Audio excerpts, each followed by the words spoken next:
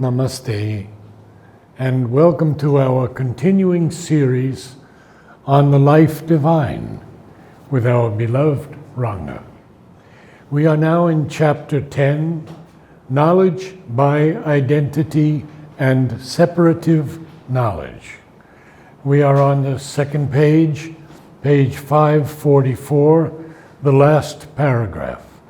And since we had that short para, did you want to give a brief summary, Ranga? A brief summary of the previous para? In fact, I'll give an overview of what this chapter is about. Okay. Sri Aurobindo is telling us that there are different types of knowledge. There is a gradation of consciousness, there is a gradation of substance, there is a gradation of power, there is also a gradation of ananda. At the highest level, the purest of everything. At the lowest level, in a very general way of speaking, the most impure, all those things become impure as they come down because of manifestation. Because manifestation implies form, and form implies limitation. If you follow this argument, then you will see. Ananda at the highest level is infinite, formless. But when it wants to manifest in the world, it has to take a form. If there is no form, there is no manifestation. So if it takes a form is limited. So there is limitation of ananda. And limitation of ananda means less ananda, less ananda, less ananda. And finally, at the lowest level, it turns into the opposite of ananda. There is a pain, pleasure and indifference. It becomes that. So this movement is the same. This gradation is there for knowledge also. So at the highest level, full divine knowledge. At the lowest level, ignorance.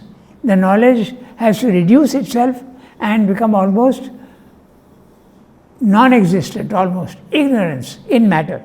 But there is an evolution upwards now, and so there is a gradation of knowledge from the lowest level upwards. So as you keep going up, basically there are 4 types of knowledge. The first knowledge is through the senses, which the animals have and we have.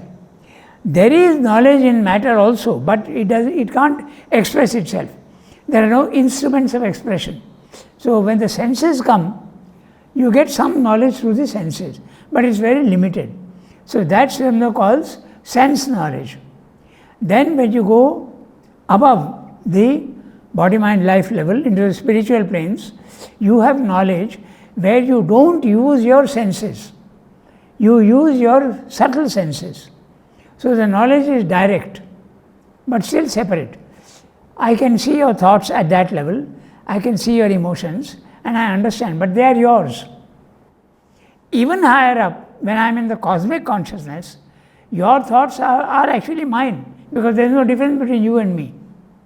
You are in me and I am in you, so that this is what Sri Aurobindo is describing, the 4 types of knowledge. Okay? So, there is also another thing, and he has said that knowledge by identification can be illustrated by our knowing ourselves. Man knows his own anger, it is inside him, he knows it much better than what he knows in the outside world. If I look at you, I don't know what you're thinking and I don't know what you're saying, your emotions, I don't know.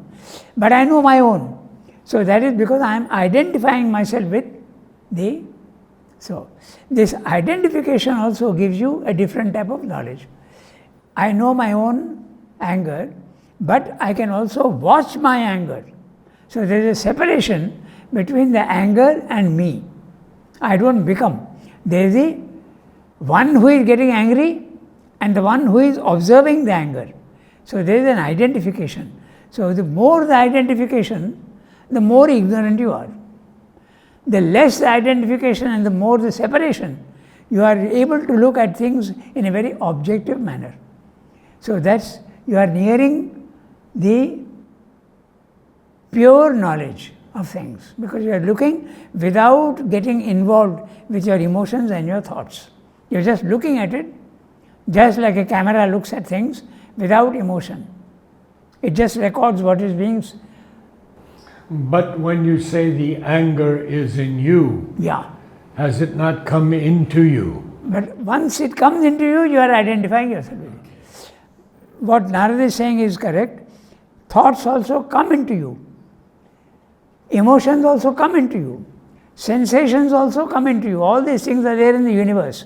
And this you must remember, that the individual and the universe are closely connected. The individual is only a microcosm, a minute representation of the universe. If there is universal matter, man has a body corresponding to that. If there is prana, shakti, in the second level, life, if it is there in the universe, that life substance builds a small vital for man. So you can become cosmic, and the cosmos has reduced itself and made itself into individuals. So this relation is there. So whatever you are experiencing is coming from the universe, just like the sea and the waves. The wave is individual, but is very much a part of the sea. Okay? So that's what you meant by anger comes from inside. But once it comes into you, because you have an ego, you think that I am getting angry. But when you separate yourself from the anger, you can clearly see that it is coming from outside and you are reacting to it. That's why in Indian psychology, we have two things. When something is coming into you, there are receptive organs in you. The receptive organs are your senses. Your eyes are receiving light vibrations from outside and transmitting them into the mind, which is interpreting those light vibrations. Similarly, your ears, your nose, your tongue, and your skin. So these are the receptive instruments of knowledge. But you also are interacting with the universe. There is a reaction, an action and a reaction. And that reaction, you have also instruments by which you are acting. Your hands, your legs, the two organs at the lower end of the body, and finally speech. With speech, you are having an effect in the physical world. I can shout at you and produce results in the universe. I can give soothing words and comfort you, and I am producing results in the universe. So, this interaction between the universe and the human being is constant. Constantly it's going on. Action, reaction. But when you have not identified with your own your own emotions and your thoughts, you are observing. And when you are observing, you are nearer in knowledge to the perfect knowledge. When you identify yourself with things, you are in a very limited way. You are only thinking that you are having emotions, and you are thinking, I am thinking. No such thing is actually true. The thoughts are coming from you and you are reacting. That's the thing. But you must also note that since you are part of the universe, you also have thoughts which you are sending out into the universe. In fact, in synthesis, Srebdo says very clearly that sometimes a thought comes in a raw material form into you and you give it a shape. In other words, it's just a suggestion of a thought, and you give it a concrete shape, and you also export it into the universe. And for that moment, it's yours. Yes, it becomes yours because you have done that. Or sometimes a finished thought, a finished product comes into your mind, and then you respond to it. Or sometimes half-finished raw material comes of thought into your mind, and you give it a shape and again send it out. So all this interaction is going on at the mind level, the vital level, and even at the physical level. And is this why Vivekananda said thoughts are dangerous, they're things? Yes, because they have an effect in the physical world. So the more pure your thoughts, you are having good reactions and vibrations in the physical world. The more pure your emotions, you are having good results outside. So for your own benefit, you should always think positive and not have any negative emotions in yourself. Okay? We now come to Sri Aurobindo text. So Sri Aurobindo has spoken about the knowledge by identity at the highest level. Knowledge by identity, he has given the example of I know myself and my anger. So, this is the identification that he is speaking about at the lowest level. We are mostly identified with our thoughts, thinking that I am thinking. We are identified also with our emotions. We think that they are my emotions, individual emotions, they are mine. That's not true. It's nature that is sending these things into you. So, I read the para. Okay? This identification is possible, and also this simultaneous separation and partial identification, because these things are becomings of our being, determinations of our mind stuff and mind energy, of our life stuff and life energy. But since they are only a small part of us, we are not bound to be identified and occupied. We can detach ourselves, separate the being from its temporary becoming, observe it, control it, sanction or prevent its manifestation.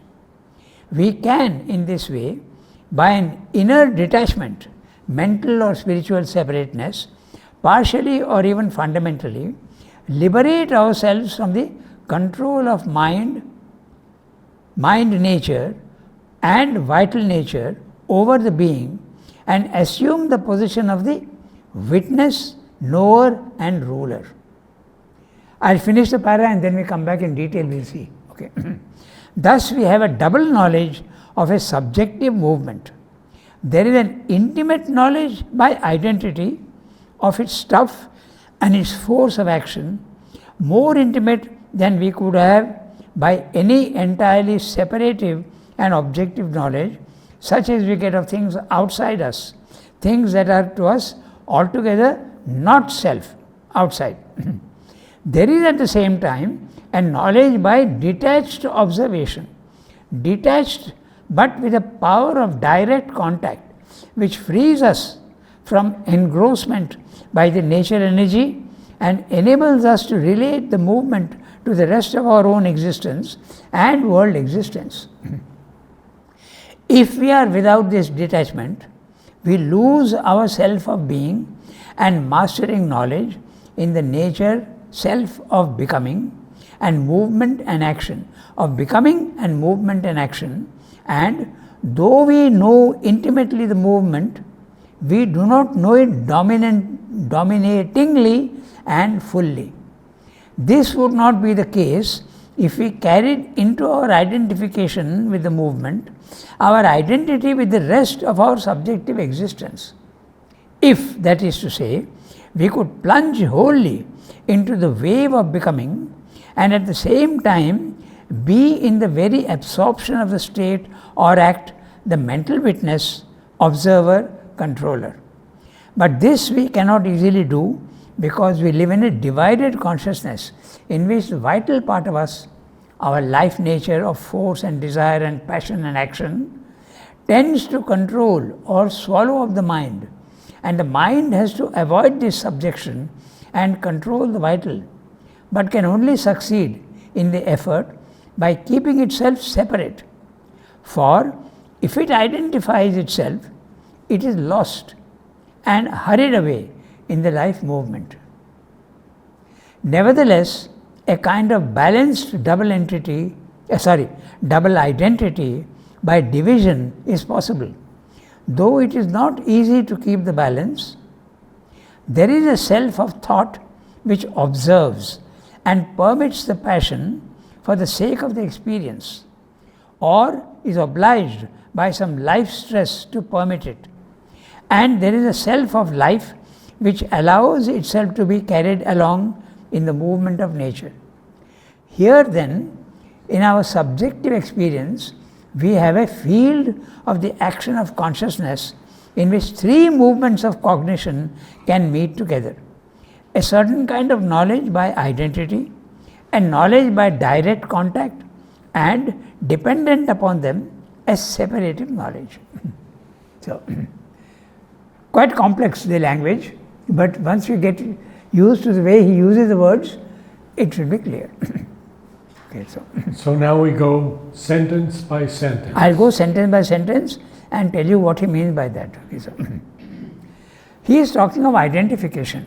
So the best example of identification is when I am angry, I become anger. I am completely identified with the anger. I don't even know that I am myself. I am completely identified with the anger. Okay, so that's the identification. But there is also something in us which can not identify but look at the anger objectively as though it is somebody else's anger.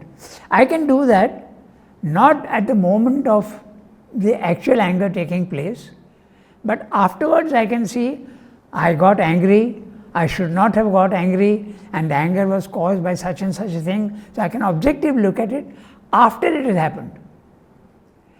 But if we can observe this action while the anger is coming, then there is a separation between you, the anger, and you, the observer.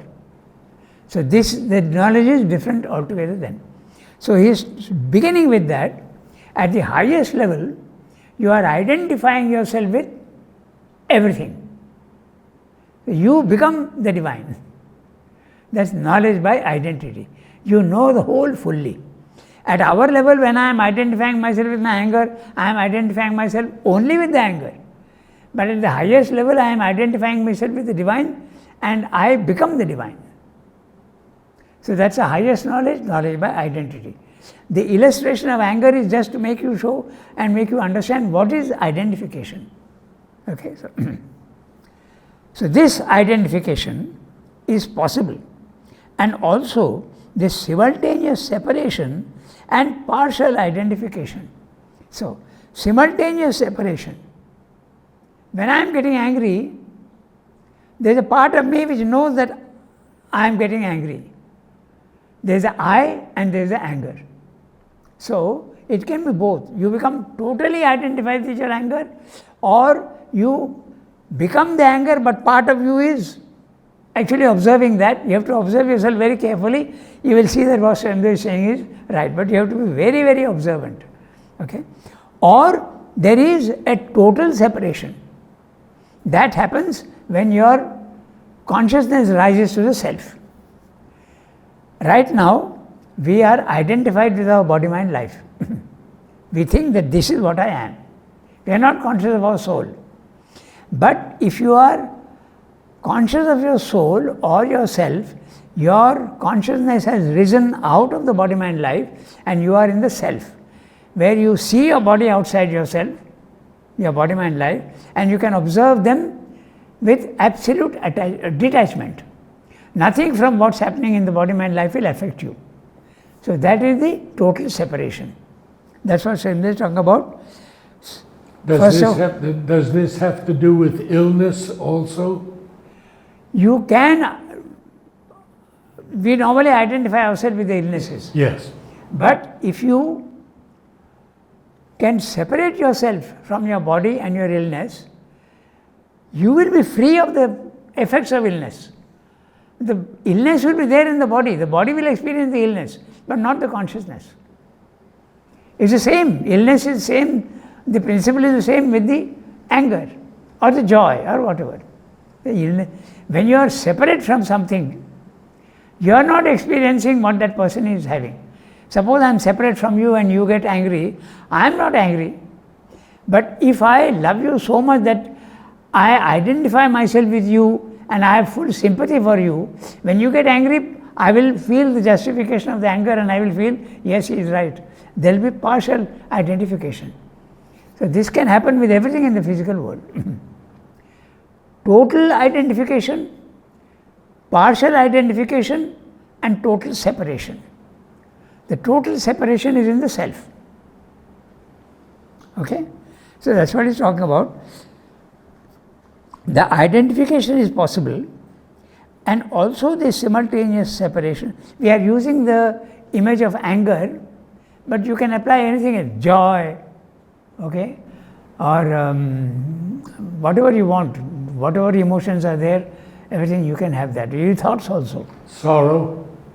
Sorrow, grief, pain, everything. Illness, the same thing. So, this identification is possible, and also the simultaneous separation. Part of me is watching that anger. I am conscious that I am getting angry, and yet the anger is there and I am reacting with the anger. That's possible. And partial identification, because these things are becomings of our being. So we have to understand what is becomings of our being. Our being is a true self or true person in us. It's either the psychic being or the self. That is your true being. But your body, mind, life is a becoming. It's a constant movement. And so you are identifying yourself with your becoming. The being is identifying itself with the becoming at our level. We feel that this is what I am. But there can be a separation, and when the separation occurs, I am not the body, mind, life, I am pure self. That's the path of the Jnana Yoga. Neti, neti, neti. Na iti, na iti. I am not the body, I am not the vital, I am not the. It's a long process of discipline, and finally there is a separation, and you are the self. You are watching your body, mind, life objectively. Okay, so that's what he's talking about. Because these things are becomings of our being. Okay, which are the becomings of our beings? Anger, grief, all these things. Determinations of our mind stuff and mind energy. Now he's using the word mind stuff. Okay, now that's interesting also. You must have a clear idea about this. There is material stuff. Material substance is there. Our body is part of the material substance. Similarly, your emotions also have substance. There is a subtle substance. Just as in the physical world also you have substance of different densities like ice, water, water vapor. Exactly in the same way, your body is ice, solid. Your life is water. The substance of life is very fluid, and your mind corresponds to the vapor. It's very, very fluid and very, very subtle, more and more subtle. And this subtlety goes on increasing up to the highest level. The subtlest is on top, the lowest is below. That's what is meaning by mind stuff and mind energy. There is a Shakti also which is there, but there is also the mental stuff is there. Body stuff, vital stuff, mental stuff. Okay. Determinations of our mind stuff. Okay. Now what does he mean by that? Determinations of mind stuff. Mind stuff is there in the universe. A thought is a minor formation of mind stuff, substance, just like a wave in the sea. The wave is a small formation of the sea, and yet it is a sea.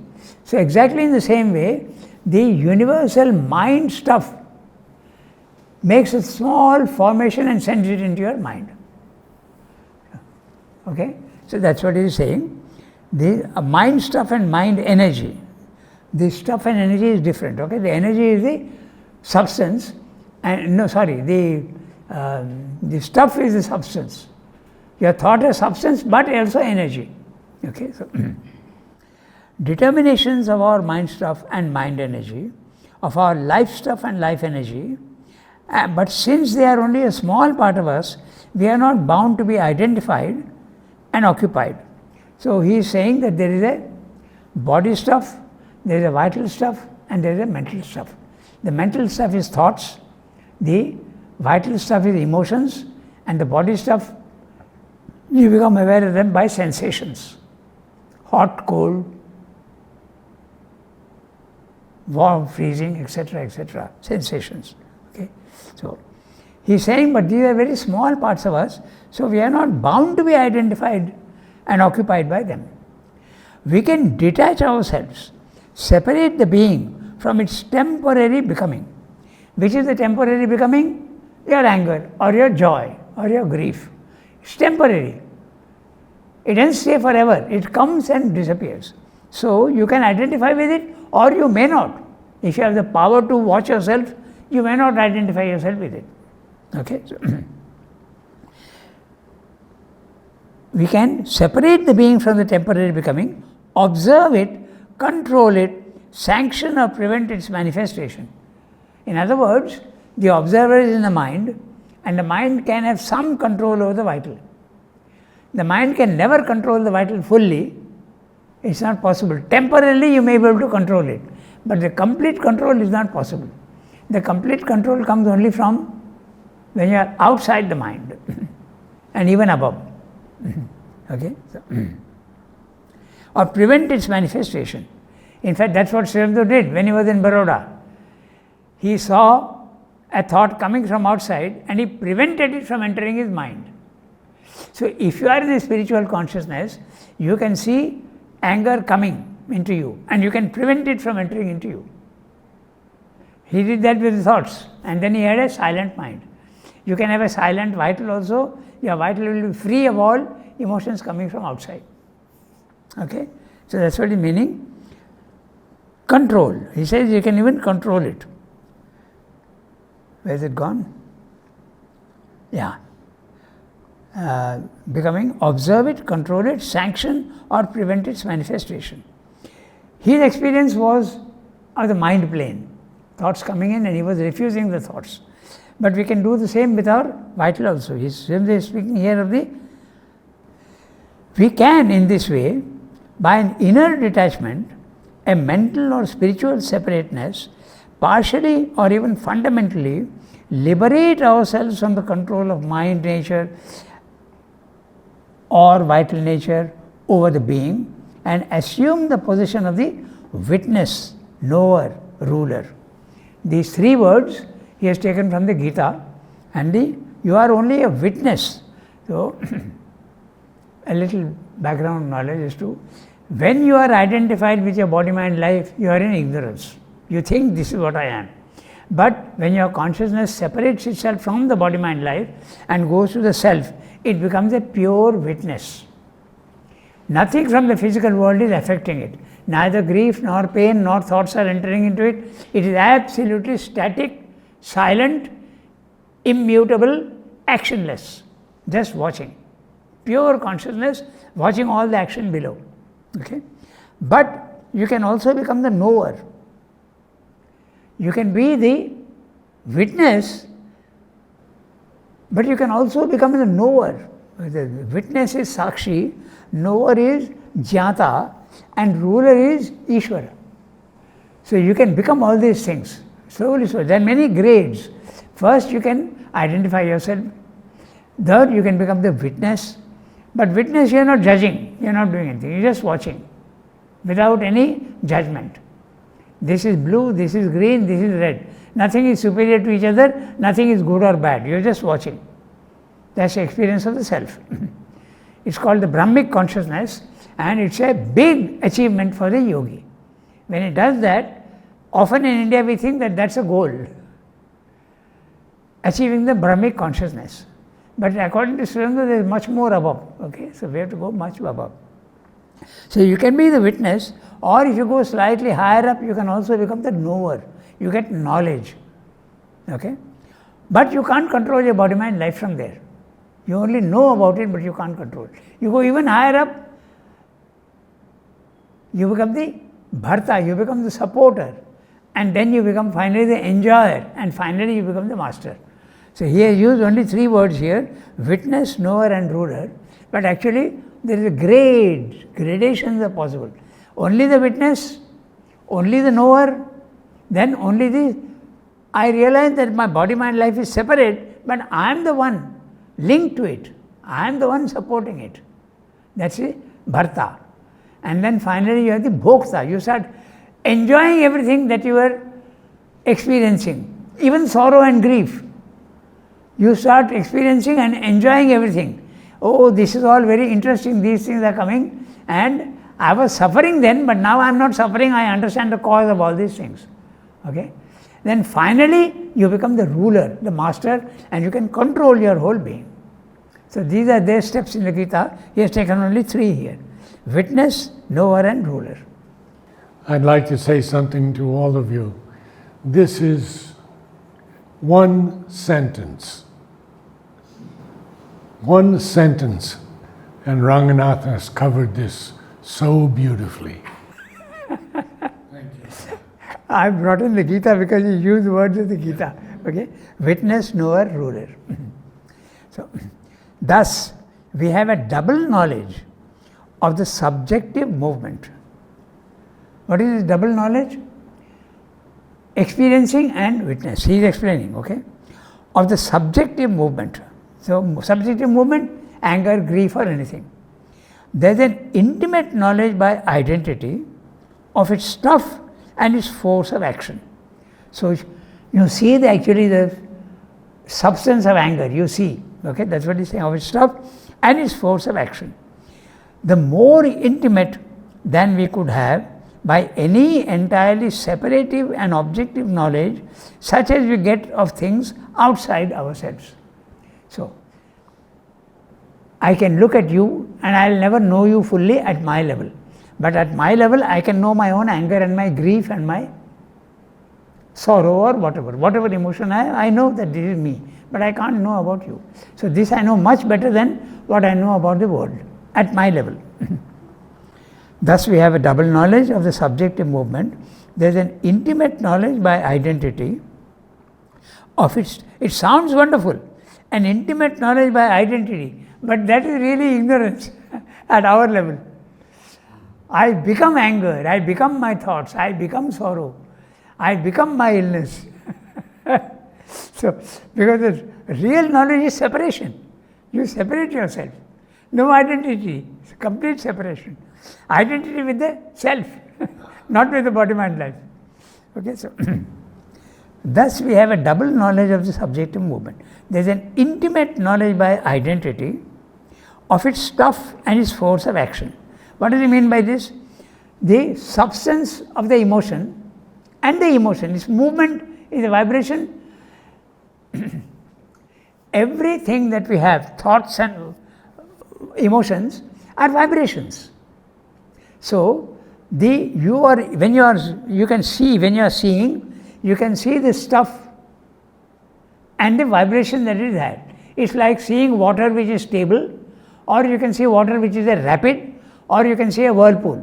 It's taking forms. The whirlpool could be anger, the rapid could be something else, and the static condition also is I am watching the substance, it's not moving.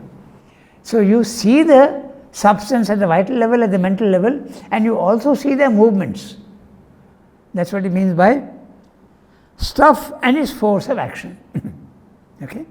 More intimate than we could have by any entirely separative and objective knowledge such as we get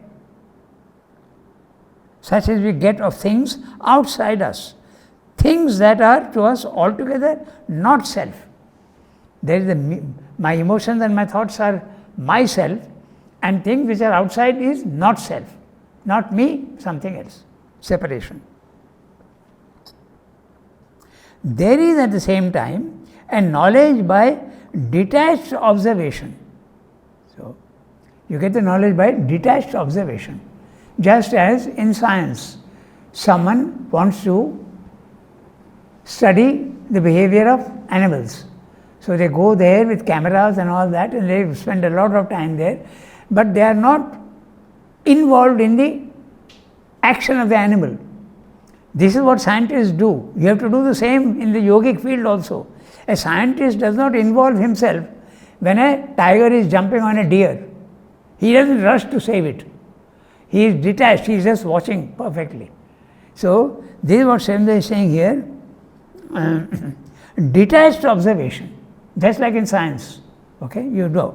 Or you are experimenting, chemical experimentation, you are just watching. Detached but with the power of direct contact. Now, direct contact and indirect contact, we spoke about it the other day. When I am at my level, I am seeing you through my senses.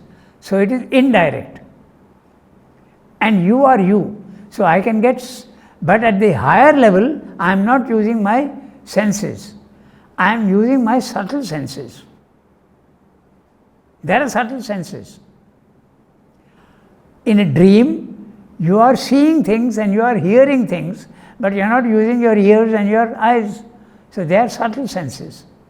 So at that level, I am using only my subtle senses, and subtle senses will be able to make me see your inner movements. I can see your thoughts and your emotions, and they are separative from me but direct, without the intervention of senses.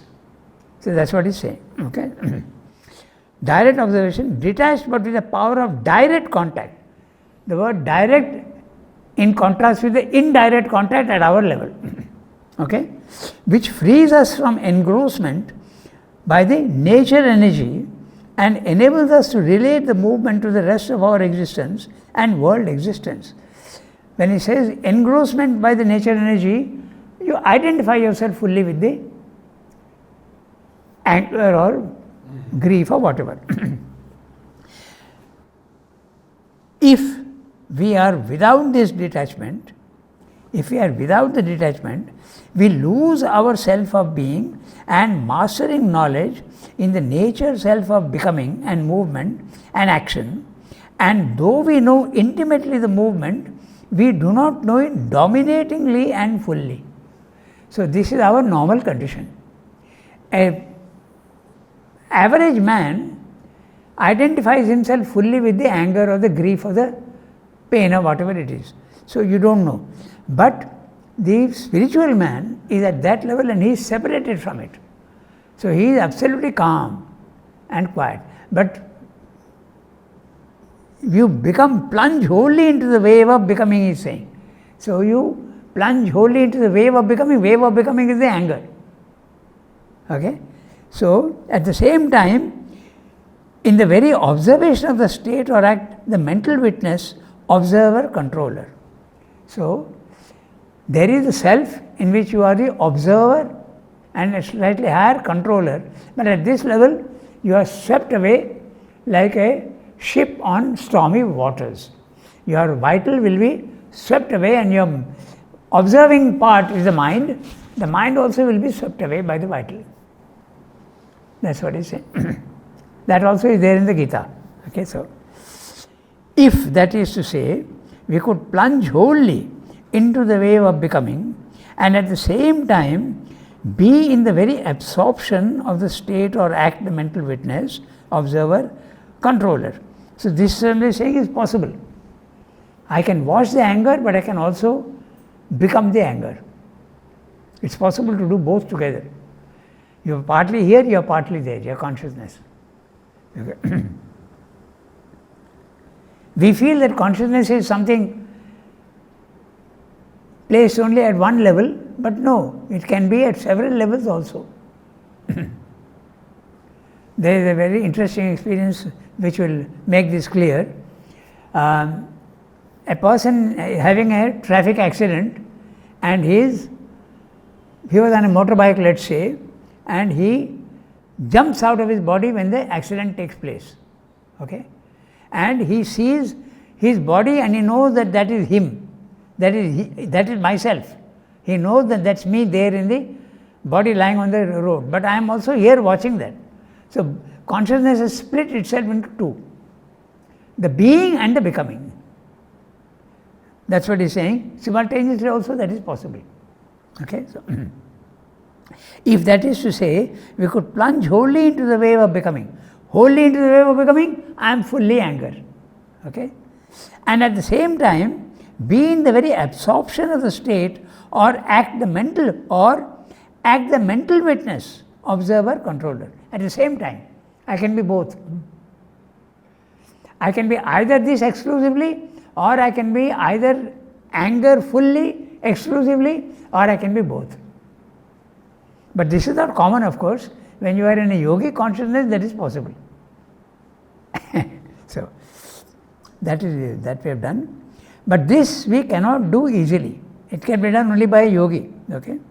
Because we live in a divided consciousness in which the vital part of us, our life nature of force and desire and passion and action. So he is describing your vital. Its nature is of force and desire and passion and action. Note interestingly that desire and passion and action are not there usually in the mind. Mind tends to be very observant, calm and quiet. It tends to be. Okay? So that's why there is a difference between the mind and the vital. Tends to control or swallow up the mind, and the mind has to avoid this subjection and control the vital, but can only succeed in the effort by keeping itself separate. So when someone gets angry and you say, wait, calm down, become more the observer, don't identify yourself with your anger. So you separate the mind from the vital. Otherwise the mind also gets blown away with the vital energy. That's what normally happens. Tends to control or swallow up the mind, and the mind has to avoid this subjection and control the vital, but can only succeed in the effort by keeping itself separate, which is very difficult. For if it identifies itself, it is lost and hurried away in the life movement. Normally that's what happens with us. Our mind gets completely overcome by the vital movement.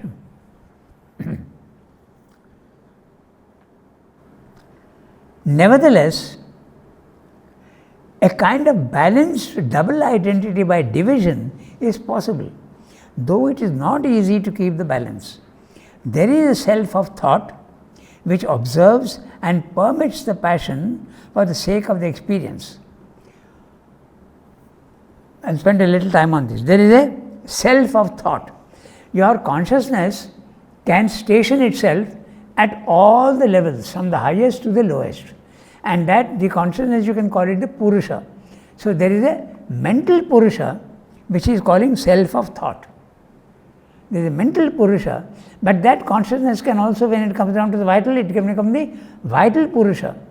It can become the Prana Purusha. It can also become the body Purusha. It can also become the Sharira Purusha. It can also become that. The consciousness is at all the levels. There is a body consciousness, there is a vital consciousness, and there is a mental consciousness. So when he is saying self of thought, he is talking about the mental Purusha, okay, which observes and permits the passion for the sake of the experience. Normally, when you get to the self, you see something very interesting. You see that your body-mind life is indulging in all sorts of acts, good and bad at what we understand by bad. But the self, your being, is permitting it. It is permitting these things absolutely without any emotion. Yes, you want to do that? Go ahead, do it. Because it is acquiring experience. That's why. It allows good deeds and bad deeds. At his level, there is no good deed and bad deed. The dualities disappear at that level. Okay? So, these are very difficult things, and we have to spend a lot of time explaining what is dualities and all that. But once the ideas get clear, then it's, yeah. Nevertheless, a kind of balanced double entity by division is possible, though it is not easy to keep the balance. There is a self of thought, the mental Purusha, which observes and permits the passion for the sake of the experience, or is obliged by some life stress to permit it. Okay? Sometimes the vital also permits it. And there is a self of life. Self of life, Pranamaya Purusha, the vital Purusha, the vital consciousness. There is a consciousness corresponding to the vital also, which allows itself to be carried along in the movement of nature. The vital normally identifies itself fully with the emotions. So that's what he is saying. Here then, in our subjective experience, we have a field of the action of consciousness in which three movements of cognition can meet together. A certain kind of knowledge by identity, a knowledge by direct contact, and dependent upon them, a separative knowledge. So what are the three types of knowledge? My knowledge of you is indirect, but it is, I am completely identifying myself with whatever I am experiencing. So that's normally the ignorance. Knowledge by indirect separative knowledge Indirect because of my senses. That is the lowest knowledge. Then there is one which is permitting a separation but also identification. And finally there is a complete separative knowledge. I separate myself from it entirely. So these three types of knowledge are there. We did one paragraph today. Because it's pretty complex, that's why. Namaste. Thank you all for coming.